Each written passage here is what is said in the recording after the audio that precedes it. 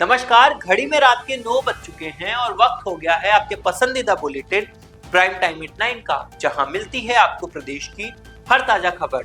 आप देख रहे हैं बीबीसी राजस्थान और मैं हूं आपके साथ निखिल। चलिए शुरुआत करते हैं आज की सबसे अहम खबरों के साथ। डालते हैं एक नजर आज की सुर्खियों पर। उदयपुर में ग्रीन पीपल समिति की साधारण सभा हुई, नई कार्यकारिणी का गठन हुआ, दिलाई शपथ। कांग्रेस कमेटी सदस्य कलेक्टर ऑफिस के बाहर धरने पर बैठे, बीकानेर के पीबीएम अस्पताल में भ्रष्टाचार का है मामला। भारतीय नववर्ष पर 20 मार्च को होगा भव्य समारोह, उदयपुर में नववर्ष समारोह समिति की तैयारी बैठक हुई। सज्जनगढ़ में लायन सफारी व रेप्टाइल पार्क का लोकार्पण हुआ, उदयपुर में इको पर्यटन को लगे नए पंख। तो ये थी आज की बड़ी सुर्खियां। बढ़ते हैं खबरों की पूरी रिपोर्ट की ओर विस्तार से। उदयपुर में ग्रीन पीपल सोसाइटी की साधारण सभा में नई कार्यकारिणी का गठन सर्वसम्मति से किया गया। सेवानिवृत्त मुख्य वन संरक्षक राहुल भटनागर को पुनः अध्यक्ष निर्वाचित किया गया है। निर्वाचन प्रक्रिया सेवानिवृत्त ओपी शर्मा के निर्देशन में शांतिपूर्वक संपन्न हुई। नई कार्यकारिणी में विक्रम सिंह चौहान और डॉक्टर शरद श्रीवास्तव उपाध्याय निर्वाचित हुए, जबकि सुगंध जालान को कोषाध्यक्ष, डॉक्टर सतीश शर्मा को सचिव तथा एसएन दवे को सह सचिव का दायित्व सौंपा गया। सदस्य के रूप में सुहेल मजबूर, पीएस चुंडावत, डॉक्टर ललित जोशी एवं अरुण सोनी का चयन किया गया। बैठक में निर्णय लिया गया कि आगामी वर्ष में भी वन विभाग, नवनिर्मित सामाजिक संगठनों तथा विश्व प्रकृति निधि के सहयोग से पर्यावरण संरक्षण, जैव विविधता संवर्धन, वृक्षारोपण और जन जागरूकता से जुड़े कार्यक्रम पूर्ववत संचालित किए जाएंगे। जयपुर बर्ड फेयर के सफल आयोजन में सहयोग के लिए विक्रम सिंह चौहान के प्रति आभार व्यक्त किया गया। नवनिर्वाचित अध्यक्ष राहुल भटनागर ने सभी सदस्यों का आभार व्यक्त करते हुए संस्था की गतिविधियों को और अधिक प्रभावी ढंग से आगे बढ़ाने का संकल्प दोहराया। बीकानेर में पीबीएम अस्पताल में फैले भ्रष्टाचार के खिलाफ कांग्रेस कमेटी के सदस्य कलेक्टर ऑफिस के सामने धरने पर बैठे। जिला कांग्रेस कमेटी के अध्यक्ष मदन गोपाल मेघवाल ने बताया कि स्वास्थ्य विभाग में संविदा कर्मियों की भर्ती प्लेसमेंट एजेंसी के थ्रू हो रही है, जिसमें बेरोजगार युवाओं से लाखों रुपए लिए जा रहे हैं। उन्होंने कहा कि जिन कर्मियों को 10-12 हजार रुपए सैलरी मिलेगी, उसके लिए लाखों रुपए की मांग करना कहां तक उचित है।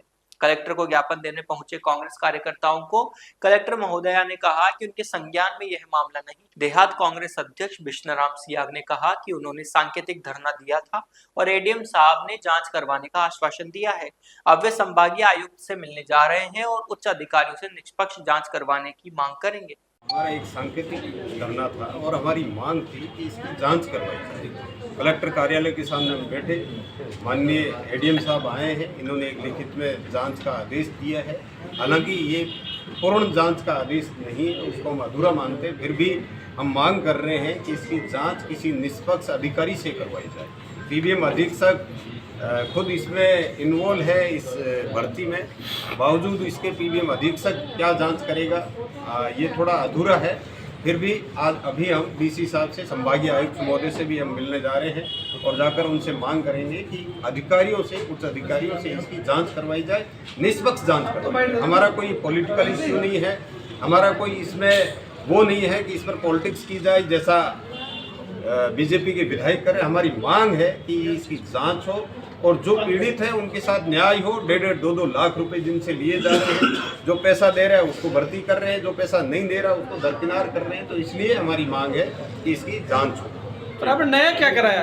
जांच तो पहले से होगी, हो रही है। तो नहीं, पहले से कोई जांच नहीं हो रही। नहीं, वो तो बोला है उसने, बाकायदा कमेटी बन गई, सब जगह लिखा हुआ है। तो किन्होंने कहा? वो बयान आ गया, अखबार में पढ़ते हो, टीवी फैसिलिटी देखो, उसमें भी है। जांच का कहीं आदेश नहीं आया। जांच कमेटी बनाई है, अधीक्षक ने बनाई भाई। आपके कमेटी अधीक्षक ने नहीं, हम तो प्रशासन की मांग करें। अधीक्षक की तो भर्ती हो रही है। हमारी मांग है कि प्रशासनिक अधिकारी जांच करें। अब एडीएम साहब ने अधीक्षक को लिखा है, अधीक्षक तो खैर आप पहले कह रहे हो, पहले भी वो जांच का कहा हुआ, हालांकि जांच के कोई आदेश नहीं आए। हम अब संभागीय आयुक्त महोदय से मिलेंगे और पुनः उनसे मांग करेंगे कि इसकी जांच किसी अधिकारी से, प्रशासनिक अधिकारी से की जाए ताकि निष्पक्षता बनी रहे। तो आप कलेक्टर रूम के आगे धरने पे बैठे हैं, क्या कहना चाहेंगे? अभी स्वास्थ्य विभाग में संविदा कर्मियों की, नर्सिंग कर्मियों की भर्ती हो रही है। एक प्लेसमेंट एजेंसी पन्नाधाय करके कोई है, जो सुना है कि पहले ब्लैक लिस्टेड कंपनी भी रही है, उस कंपनी के माध्यम से भर्ती हो रही है। इस भर्ती में बेरोजगार युवाओं से लाखों रुपए लिए जा रहे हैं। आप देखिए बेरोजगारी का क्या आलम है कि जहां 10-12 हज़ार रुपये की कोई सैलरी मिलेगी, उसके लिए लाखों रुपए का करप्शन, ये कहाँ का वो है? तो बेचारा बेरोजगार युवा कहाँ जाए? उसके माध्यम से हम कलेक्टर साहब से ये मांग करने आए थे कि इस भर्ती प्रक्रिया की जांच कराई जाए और जब तक जांच होकर के समुचित कार्रवाई नहीं हो जाए तब तक इस भर्ती प्रक्रिया को रोका जाए। जब कलेक्टर साहब ने ये कहा कि उनके संज्ञान में नहीं, तो लगा कि ये मामला कितना गंभीर है। एक भाजपा का विधायक आरोप लगा रहा है, उसके बावजूद उनके संज्ञान में नहीं है, तो ये वाकई सोचनीय मुद्दा है। इसलिए हमें ये तुरंत इस बात का फैसला करना पड़ा कि हम जब तक जांच के आदेश नहीं होंगे तब तक यहाँ पर हम धरने पर बैठेंगे और इसी के तहत हम यहाँ धरने पर बैठेंगे। अखिल भारतीय नववर्ष समारोह की समिति की वार्षिक बैठक और कार्यकारिणी की महत्वपूर्ण बैठक आलोक संस्थान उदयपुर में संपन्न हुई। बैठक में भारतीय नववर्ष की तैयारियों पर चर्चा की गई और कार्यकारिणी के नए चुनाव संपन्न हुए। बैठक की अध्यक्षता डॉक्टर प्रदीप कुमावत ने की। जिला अध्यक्ष कृष्णकांत कुमावत ने सभी आगंतुकों का स्वागत करते हुए पिछले वर्ष आयोजित कार्यक्रमों का विस्तृत प्रतिवेदन प्रस्तुत किया।